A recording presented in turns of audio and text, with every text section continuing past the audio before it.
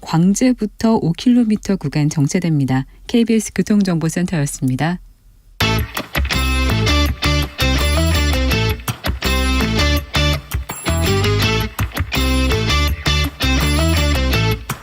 최고와 최고가 만났다. 자존심 강한 두 최고위원들한테 킬러 문항 한번 내보겠습니다. 최고의 청취.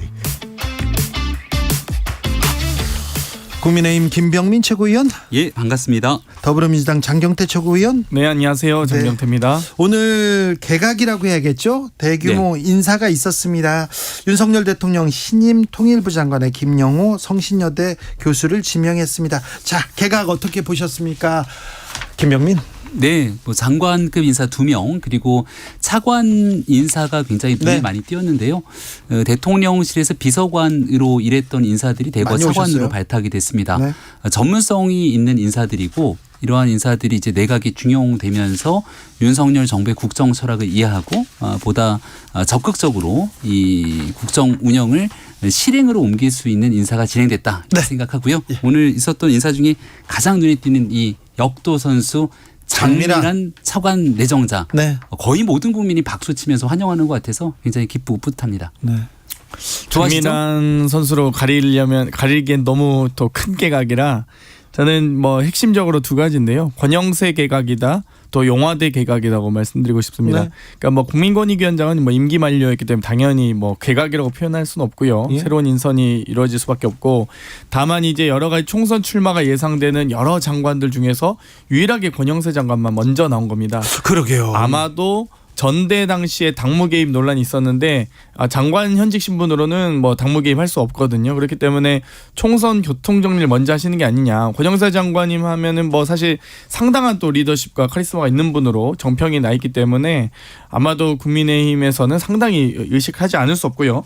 두 번째는 뭐 당연히 이례적으로 좀 이 청와대에서 일했던 대통령실의 비서관이 5분이나 차관으로 내정되면서 소위 과거에 논란이 됐었던 왕차관 논란 등을 비롯해서 이 완벽하게 이 윤석열 정부가 되는 건 좋은데 혹은 윤핵관 분들이 대통령실과 정당에 있는 건 좋은데 이 대한민국 정부의 윤핵관들이 이렇게 배치된 건 뭐 바람직한 상황은 아니다라고 말씀드리겠습니다. 왜 권영세 장관만 빨리 그 당으로 돌아오는 걸까요? 일각에서는 뭐 원희룡 장관 얘기도 하더라고요. 네. 또 한동훈 장관 얘기를 하는 사람들도 있고 한데 일단 한동훈 장관 같은 경우는 뭐 정치 출마나 참여 등에 대해서 전혀 언급한 바가 없기 때문에 일단 두 분은 의원은 아닙니다. 그리고 원희룡 장관 같은 경우도 지금 원외 그러니까 국회의원이 아닌 상태거든요. 국토부에서 해야 될 무수히 많은 일들이 남아 있고 지금 만약에 원희룡 장관 같은 인사가 그만두고 나와서 총선에 출마하겠다 그러면 어딘가에 대한 지역을 가서 막 뛰어야 되는 거잖아요. 그러니까 시기적으로도 맞지가 않을 것 같고 또 해야 되는 역할들을 마무리 책임감 있게 일한다는 의미가 있을 것 같습니다. 네. 권영세 장관은 용산이라고 하는 지역구가 있는 장관 겸 의원이기 때문에 본인이 있는 지역으로 돌아온다는 의미도 있고 또 통일부라고 하는 곳이 사실 현 정부에서 이제 북한과의 관계가 좀 많이 막혀져 있기 때문에 통일부 장관으로서 뭔가 남은 기간 동안 몇 달을 더 있는다 하더라도 특별하게 새로운 관계를 정성하기보다는 오히려 당에서 하는 역할들이 더 크다고 할 수 있을 것 같습니다. 자, 그런데 남북 문제 우리나라한테는 가장 중요한 문제입니다. 통일은 우리의 소원이고 과제인데 통일부 장관 정권 실세가 가서 그 남북의 가교가 된다. 그리고 또 뭐라고 해야 되나 매파라고 할 수 있지 않습니까? 국민의힘 내부에서도 조금 온화한 목소리를 내면서 북한 관계를 좀 풀어보자 이런 얘기를 권영세 장관이 했었는데요. 이번 신임 장관 내정자 김영호 장관 지명자는요 뉴라이트 출신이고 김정은 타도를 주장하는 사람입니다. 그리고 반일 종족주의 콘서트하는 이영훈 교수와 이렇게 다니면서 극우적인 목소리를 계속 쏟아내던 사람인데 통일하고는 어울리는 인물은 아니잖아요. 아마 뭐 청문회를 거치면서 여러 도덕적인 면이나 이런 부분들의 평가는 있겠죠. 그럼 이제 과거에 있었던 내용들을 돌이켜보면 이인영 장관, 통일부 장관 같은 경우는 과거에 있었던 전력들을 지켜보건대 우리 대한민국의 국익 중심으로 통일하기에 적합한 인사였던가 라는 또 반문 제기도 가능할 겁니다. 왜냐하면 인용 장관 준비해 오셨군요, 김병민. 네. 이걸 어떻게 풀까 했는데 누가 자, 뭐래도 들어봅시다. 굉장히 정치적으로 편향돼 있다. 또 누가요? 대한민국의 국익보다는 북한 중심으로 이 통일 문제를 풀어가는 것 아니냐. 여러 비판적인 목소리가 많았습니다만 또 나름대로 역할하기 위해서 고생했던 일들도 있다고 아니, 생각합니다. 북한 중심으로 풀었습니까? 지난날 있었던 문재인 정부의 5년 기간들을 지켜보게 되면 대한민국에 대한 국익 중심으로 남북관계를 풀어간다는 느낌보다는 오로지 북한 중심으로 이 남북관계를 풀어갔기 때문에 결과적으로 북한의 핵과 미사일 고도화에 대해서 어떠한 제지도 하지 못했고 그런 일들을 국제사회 속에서 북한 편을 들듯이 이야기를 해왔던 거 부인할 수 없는 사실 아닙니까? 부인할 수 없는 사실이다. 무책임한 국가 간 가진 반국가 세력이다. 윤 대통령의 말과 지금 김병민 최고의 말이 지금 그 일맥이 상통하는데요. 자, 장영태. 지금 걱정입니다. 아무튼 김병민 최고위원께서 까지도. 아마 본심은 아니겠지만 네. 지금 박일환 위원장, 윤석열 대통령, 지금 이 김용호 통일부 장관 내정 지명자 같은 경우도 여러 가지 사실상 통일부 장관이라기보다는 거의 뭐 국정원의 수준의 안보관과 여러 가지, 그러니까 약간 북한에 대한 적개심, 또 대한민국 여러 가지 이 강제징용 판결에 대해서 대법원을 상대로 이 대한민국 법관들이 떨어진 피자 쪼가리처럼 생각하면서 행정부가 체결한 조약을 무시하다, 뭐 이런 식으로 대법원 판결을 폄하하거나 훼손하는 발언들까지 하신 상당히 극우적인 분이거든요. 그렇기 때문에 통일부 장관이라기보다는 통일 파괴부 장관 아니냐라고 보일 정도로 상당히 우려가 있습니다. 이 뒤에도 다루겠지만 지금 계속 이 극우적인 전체주의적인 시각과 발언들이 지금 계속 나오고 있거든요. 그러니까 80년대의 북풍에 준하는, 혹은 정말 이 색깔론에 준하는 정도의 이 저급한 선동이 계속 나오고 있기 때문에 저는 이 부분 좀 심각하게 봐야 된다고 봅니다. 왜 이렇게 또 갑자기 간첩, 반국가 세력 이런 색깔론이라고도 얘기할 수 있는 이런 강력한 단어들이 이렇게 계속 나오는 걸까요? 예, 그 간첩 발언했던 분, 경찰 제도 개선 네. 위원장인가요? 네. 그 발언은 적절치 않았다. 그리고 국가의 공적 위치에 있는 사람들의 발언이 국민들 보시기에 불편함을 자아내거나 또 사실관계에 근거하는 명확한 팩트를 제시하는 일들이 아닌 이런 정치적인 발언으로 국민적 공론 분열이 있게 된다면 저는 그런 일들은 지양해야 될 필요가 있다는 말씀을 거듭 드리고 있습니다. 네. 하지만 지금 장경태 의원을 비롯해서 이제 민주당에 있는 상당히 책임 있는 정치인들이 대통령의 발언 한마디만 있으면 극우적이다, 뭐 이런 얘기들을 거침없이 쏟아내고 있는데요.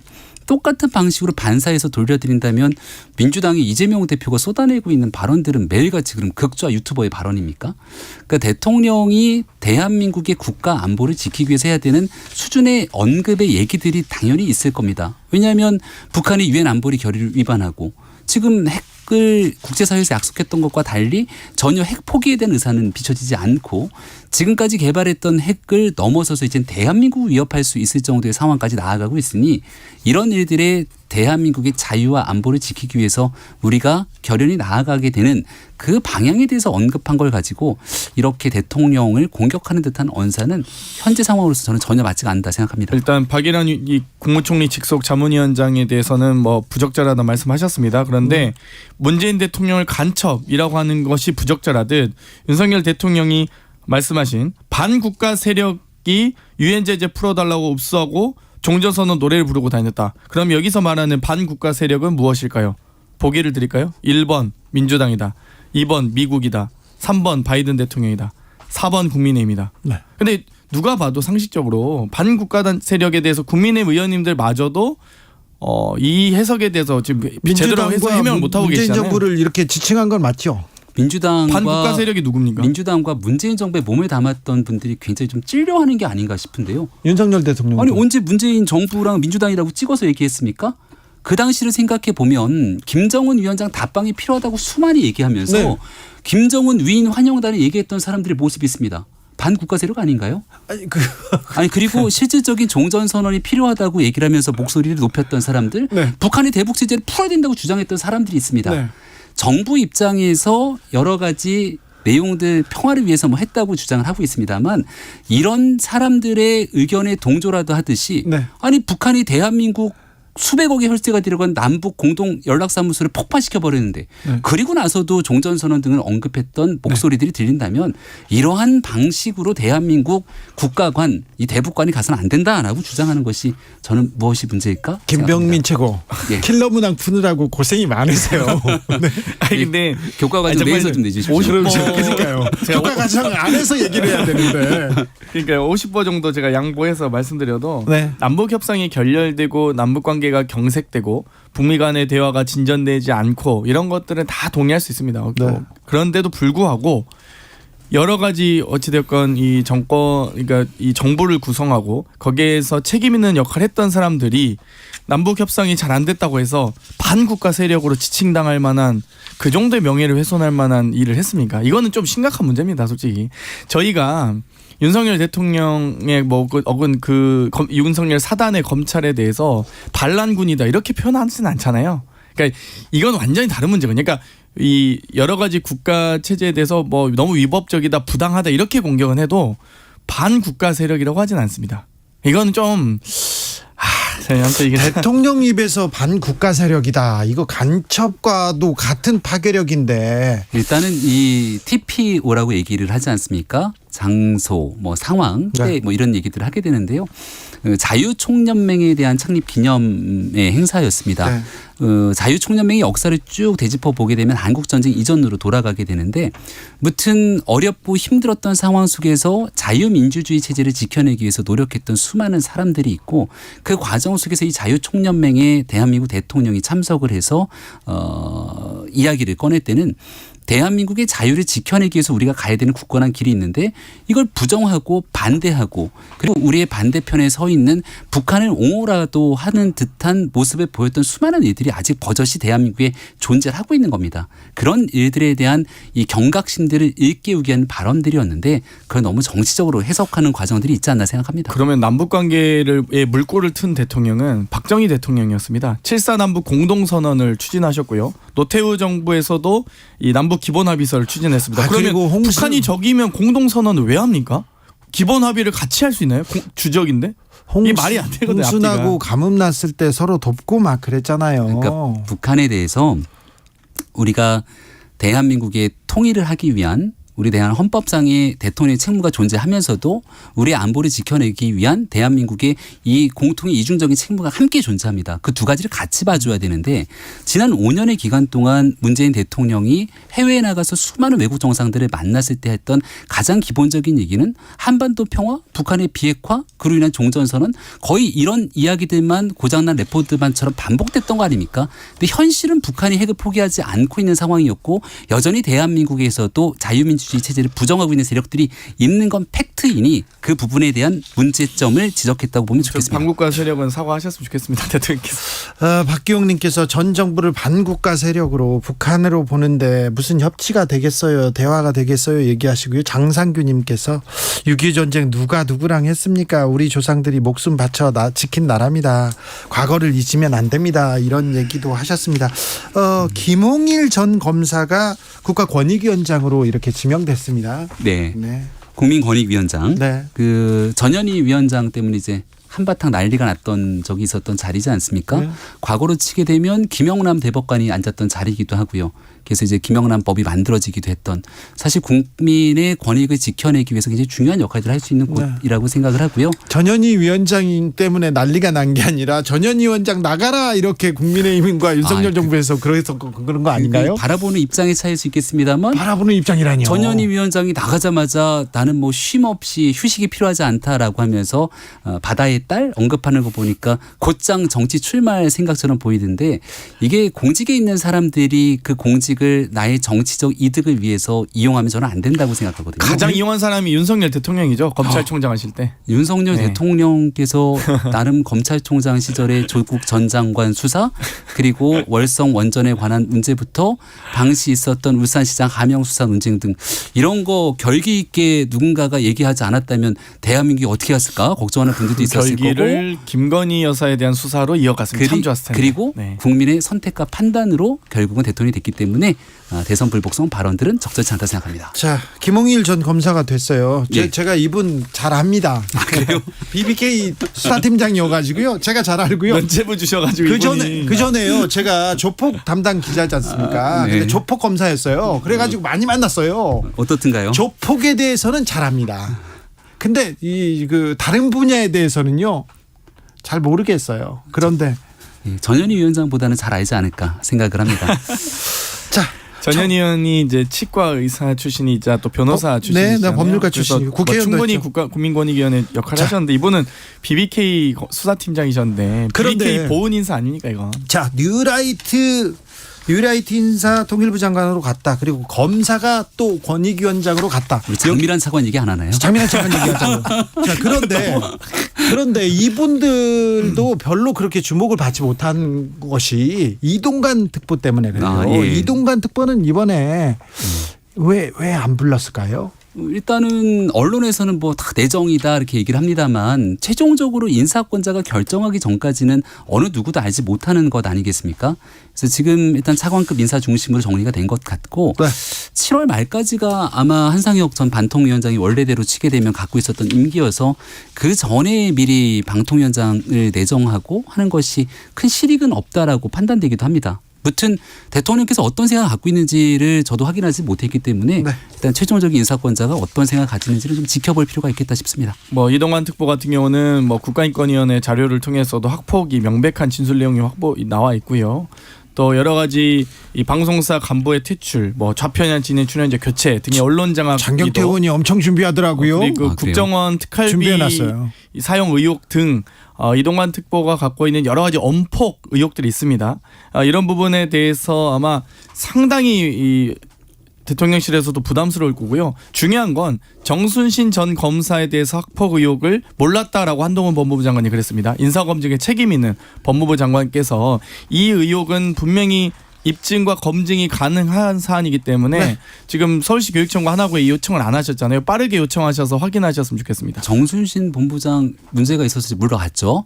과거에 네. 저희 교육부 장관 처음에 이제 지명됐던 인사도 조금 지나고 나서 문제에서 물러갔죠. 네. 그러니까 문재인 정부의 지난날을 생각해 보게 된다면 문제가 있어도 끝까지 버티고 조국 전 장관도 어떻게든 버티려고 했던 거로 기억을 하고 있는데 무튼 잘못되면 청문회 과정들을 통해서 국민께 도덕적이거나 상식적이지 않다 그러면 거기에 대한 책임을 진 예들도 있습니다. 그래서 지금 아직 지명도 되지 않았고 네. 청문회 과정들도 있으니까 좀 지켜보시죠. 알겠어요. 네. 모든 걸 그렇게 조국 전 장관으로 풀려고 하는데 그렇게 조국 장관이 좋으세요?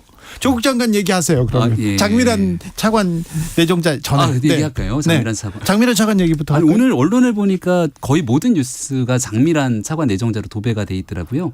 네, 역도 네, 선수. 보도 지침 내리신 건 아니죠. 네, 너무 그 정도로 많아서. 또 윤석열 정부의 언론의 예정을 갖고 있으면 좋겠고요. 일단은 그동안 있었던 윤석열 정부 인사 중에서 깜짝 인사다 이렇게 평가하시는 분들이 많은 것 같습니다.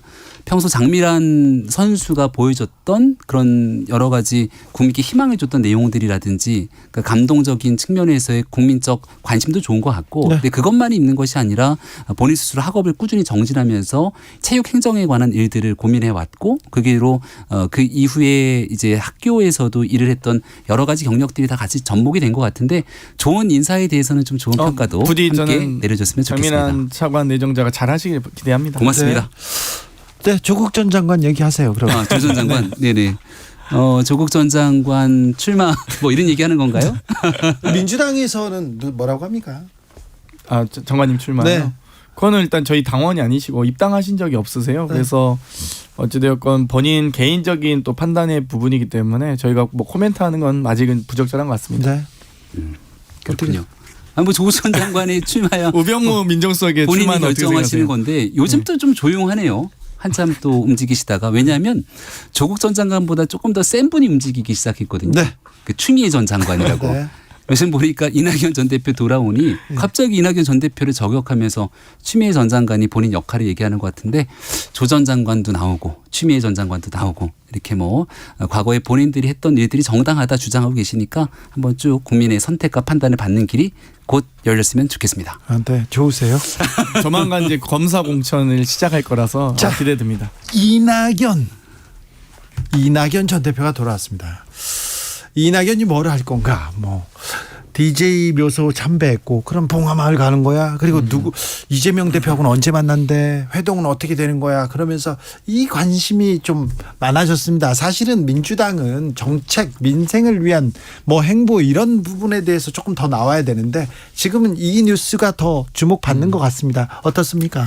일단 여러 가지 1년간 외국에서 공부하고 오셨는데요. 지금 15개월째 이 여러 무역수지 적자라든지 7개월 연속 수출 감소 등의 대한민국 국격과 경제 상황이 매우 어려운 상황으로 나락으로 지금 빠져들고 있습니다. 그렇기 때문에 문재인 정부 지금 초대 국무총리로서 역할을 아마 고민하시고 또 돌아오셔서 아마 여러 가지 역할을 하시라 보는데 이 정치인이 여러 가지 이 묘역을 참배하고 이런 것들은 가장 기본적 예의의 측면도 있습니다. 그렇기 때문에 저는 뭐 이렇게 이 촉박하게 하시거나 이러지 말고 오히려 순리대로 언론에서 막 언제 만나냐 이렇게 좀 그런 독촉하는 느낌이 있는데요. 순리대로 저는 다 이루어지려 보고요. 김대중 대통령의 묘역 참배, 또 노무현 대통령 묘역 참배, 문재인 대통령의 만남, 그 이후에 아마 이재명 대표의 만남도 자연스럽게 이루어지려 봅니다. 이재명파 그리고 이낙연파 분명히 있거든요. 지지자들도 갈리고요. 거기에 조국파까지 나서서 이 새 파벌이 싸우는 거 아니냐 이 얘기도 합니다. 그러다가 결국은 합칠 것이다 이런 얘기도 하고요. 아니면 여기서 싸울 것이다 그런 얘기도 나오는데 이런 얘기는 어떻게 보십니까? 저희는 아무래도 이제 시스템 공천과 이 공천 룰이 이미 확정이 되어 있고요. 거기에 대해서는 뭐 오랜 어떤 여러 가지 컨센서스가 형성되어 있습니다. 그렇기 때문에 뭐 국민의힘처럼 갑자기 전대 앞두고 룰을 바꾼다든가 이런 일은 없을 거고요. 어찌됐건 여러 가지 다양한 세력들의 다양한 목소리들이 저는 분포하는 것이 또 가장 민주당다운 모습이다라고 생각하고 있습니다. 네, 그 민주당다운 모습이 얼마 전에 이낙연 전 대표 영구 당원 제명해야 된다 이런 차원의 수만 명이 같이 동의하고 했던 게 민주당의 모습인가 뭐 이런 생각이 들기도 하는데요. 숨어 있는 거 잘 찾아와요. 아주 일부의 의견인데 그리고요. 수만 명의 얘기들이 일부의 의견이라고 생각하지는 않습니다. 제가 굉장히 흥미롭게 봤던 건 통상 이제 민주당이 몸에 담고 있는 많은 분들이 귀국하거나 돌아오거나 정치 행보를 하면 일단 봉하마을을 가거나 이런 본인들이 가고자 하는 길들이 명확한데 김대중 전 대통령 묘역을 찾았다는 거잖아요. 네. 그러니까 정치의 출발점을 DJ로부터 같이 시작했던 일들도 있지만 지금의 민주당이 과거의 김대중 전 대통령의 민주당의 길과는 사뭇 상당히 멀어졌다는 평가를 내리시는 분들이 적지 않습니다. 그 대표적인 예가 각종 여론조사 지표에서 호남에서의 이재명 대표와 민주당을 향한 지지가 옛날 같지 않거든요. 그러니까 이런 모습들 속에서 이낙연 전 대표가 이재명의 민주당으로 바꿔가는 길에 대해서 완전히 좀 비토적인 다른 길을 좀 트는 것이 아닌가라는 생각이 드는데 뭐 내적으로 잘 조정해서 역할들 하셨으면 좋겠다는 뭐 생각입니다. 저희야 어찌됐건 여러 가지 다양한 목소리들을 또 함께 용광로를 만들어 갈 예정이고요. 근데 국민의힘은 항상 제가 여쭤보는데 창당일이 언제냐 했을 때 정확하게 말씀하신 분들이 없으시더라고요. 저희는 김대중의 역사와 노무현의 정신 또 문재인의 운명과 함께하는 정당이라면 이 전두환의 역사와 노태우의 정신 뭐 이명박의 운명과 함께하는 정당인가요? 그러니까 그거 아니라고 몇 번 얘기했는데 그러니까 되면 또 들고 나오시네요. 그러니까 정확하게 국민의힘 홈페이지 가면 연역이 다 나와 있다니까요. 그러면 창당일은 아무튼 언제인지 네. 말씀해 주죠. 우리 시청자 예청자들 많이 계시니까. 과거에 있었던 한나라당 시작됐던 그 길부터 시작됐던 국민의힘 홈페이지에 들어가면 그 연역들이 쭉 나와 있습니다. 확인해 보시면 될 것 같습니다. 뭐라고요? 네, 그러니까 연역이 그러니까 네, 민정당 얘기를 하고 싶은 것 같은데 네. 과거에 있었던 전두환 전 대통령 시기 네. 그 이후로 있었던 3당 합당 등에 대한 지난한 역사들이 있기 때문에 네. 그러한 일들이 중간에 좀 복잡하게 꼬여있던 현대사의 과정들이 있고요. 국민의힘 홈페이지에 들어가 보시면 정확히 말씀해 주세요. 제가 뭐 몇 월 며칠인지까지 다 기억하고 몇 월은 아니고 몇 년인 정도다. 뭐 한나라당 창당이 뭐 98년이었나요? 알았어요. 전두환 이명박 얘기는 그만하시고. 그만하시죠. 그만하시고. 1248님께서 민주당은 화합 안 되면 절대 패배입니다 얘기하는데 민주당은 다 모여도 다 합해도 소수라고 보는 사람들이 많아요. 그래서 저기 단합이 제일 중요한데 민주당에서 단합이 좀 쉽지 않은 것 같습니다. 윤군수님, 김병민 최고위원은 논리적인 설명 귀에 쏙쏙 들어옵니다. 이렇게 얘기합니다. 고맙습니다. 네, 홈페이지를 지금 찾아봤어요. 네. 저희 작가님이 그랬더니 97년 11월 21일 한나라당 출범, 신한국당, 민주당 합당부터 홈페이지가 연역이 시작됩니다. 만족하십니까? 3당 합당으로. 그러니까 일단 김영삼 대통령은 아니신 거네요. 그게 김영삼 전 대통령이 거의 마지막 때인 거죠. 97년도니까. 그렇습니까? 네. 오염수 얘기는 안 할게요. 오염수 얘기는 안 할게요. 예, 오염수 얘기. 네. 아니, 먹방 언제 가시나요 혹시 김현민 최고위원도? 지난번에 상임마다 먹방 노량진 일정이 나오는데. 수산시장을 가보니까 굉장히 좀 많이 걱정들 하시는 분들이 많으세요. 그래서 민주당이 때만 되면 또 자꾸 장외로 나가서 여러 선전선동에 나서는 모습들이 있고, 특히 이재명 대표 같은 경우는 이 오염수 방류가 되면 대한민국 바다가 큰일 날 것처럼 얘기를 하시는데, 그런 일들이 좀 객관적인 근거를 갖고 얘기했으면 좋겠다. 그러니까 최대한 반대되는 정부에 대한 주장도 할 수도 있고 또 국가에 대한 걱정도 할 수 있다고 생각합니다. 근데 그러한 일들에 대한 피해가 수산업계나 우리 중소소상공인들에게 가면 정말 안 된다고 했기 때문에, 이런 일들을 적극적으로 주장하고 싶다면 한국원자력학회든 과학자들이 공개 토론하자고 하니까 그런 자리를 통해서 공개적으로 본인들이 주장을 좀 해주셨으면 좋겠습니다. 일단 제가 그 원안이 원자력안전위원회가 피감기관인 과방위원이고요. 자료 요구를 했는데 자료를 안 줍니다. 어쨌든 언론에 공개하고 국민에 공개하는 게 가장 중요한 거 아니겠습니까? 이 지금 이 방사능 수치나 이런 부분들은 국가 기밀이 아니잖아요. 그리고 결론적으로는 말씀드리면, 그렇게 안전한 오염수면 일본 영토 내에 매립하십시오. 지하 매립을 하든 아니면 수증기 방출을 하든. 근데 왜 굳이 가장 싸고 가장 위험한 방법을 선택합니까? 네. 대한민국 정치라면 그 부분에 대해서 가장 안전한 선택을 해달라고 촉구할 수밖에 없는 겁니다. 네. 장경태 의원 응원 문자도 왔습니다. 3651님께서 장경태 의원 날카로운 분석 너무 시원합니다 얘기합니다. 장경태도 응원한다 이런 얘기합니다. 그런데요, 민주당 입장, 장경태 의원은요 좀 답답하기도 할 것 같아요.